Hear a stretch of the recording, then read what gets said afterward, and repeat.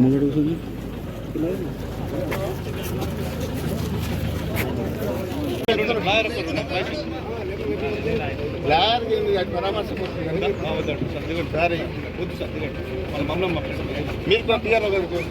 Can I get going? No.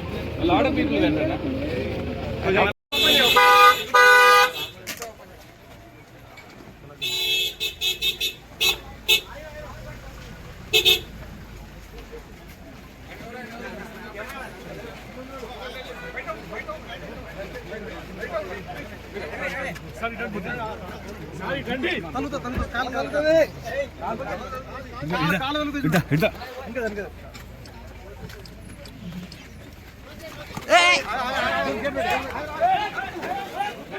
కూడా jail తిప్పి జైలుని మార్చి జైలుకు పంపించినటువంటి చరిత్రను మనం చూడలేదు.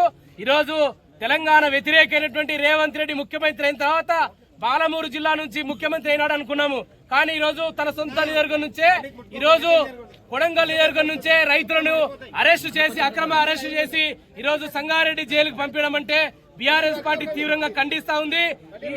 తన అల్లుడి కోసం, తన అల్లుడు ఫార్మా కంపెనీ కోసం, మ్యాక్స్బిన్ అనే కంపెనీ కోసం ఈరోజు రైతుల నుంచి, గిరిజన రైతుల నుంచి, దళిత రైతుల నుంచి, బలహీన వర్గాల రైతుల నుంచి, సబ్బండ వర్గాల నుంచి, ఈరోజు అనగారిన వర్గాల నుంచి బలవంతంగా రైతుల నుంచి భూములను లాక్కొని తన అల్లుడికి ధరాదత్తం చేయడం కోసం ఈరోజు కంకణం కట్టుకొని రేవంత్ రెడ్డి కక్షపూరితంగా తన నియోజకవర్గంలోని రైతులని ఈ రకంగా జైలుకు పంపించడం బీఆర్ఎస్ పార్టీ తీవ్రంగా ఖండిస్తుంది.